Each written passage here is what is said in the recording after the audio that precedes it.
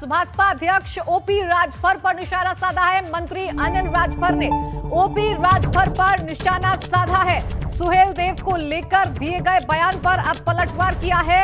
आजादी के बाद कभी नहीं हुआ सुहेल देव का जिक्र, ये अनिल राजभर ने कहा है।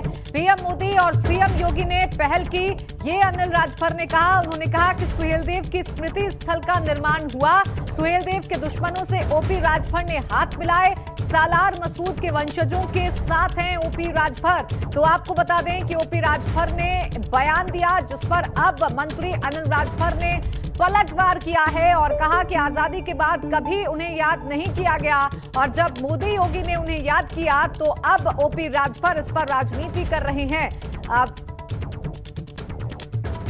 उत्तर प्रदेश ब्यूरो चीफ वीरेश पांडे हमारे साथ जुड़ गए फोन लाइन पर। वीरेश, सुहेल देव को लेकर जो राजनीति का माहौल उत्तर प्रदेश में देखने को मिल रहा है, उसी सिलसिले में एक और बयान।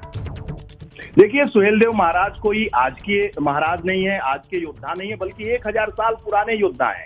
लेकिन जिस तरीके से राजनीति चली है वोट बैंक को लेकर, 2017 में राजभर वोट बैंक एक बड़ा वोट बैंक था, लगभग 50 से ज्यादा सीटों पर प्रभाव डाला था।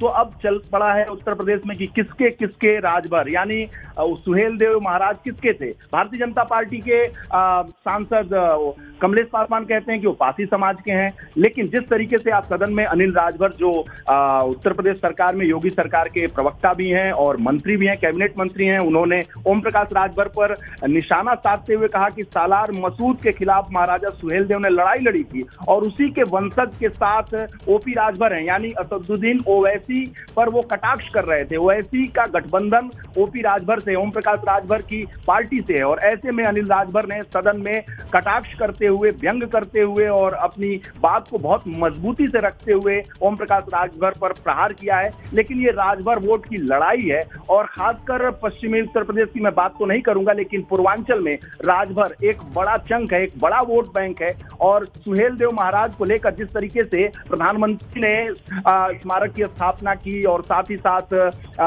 मुख्यमंत्री योगी आदित्यनाथ वहां गए और वीडियो कॉन्फ्रेंसिंग हुई और तमाम तरीके से जिस तरीके से बहराइच में आयोजन किया गया और सुहेल देव महाराज को लेकर जो प्राण प्रतिष्ठा की गई, उसके बाद से ये राजनीति और गहराई हुई है। और आज सदन में भी ये देखने को मिला, अनिल राजभर ने ओम प्रकाश राजभर पर कटाक्ष किया, व्यंग किया और अपनी बात को बहुत मजबूती बिल्कुल 2022 से पहले की सुगबुगाहट है और लगातार अब वोट बैंक को साधने की कोशिश वीरेश उत्तर प्रदेश में हो रही है। शुक्रिया आपका तमाम जानकारी के लिए।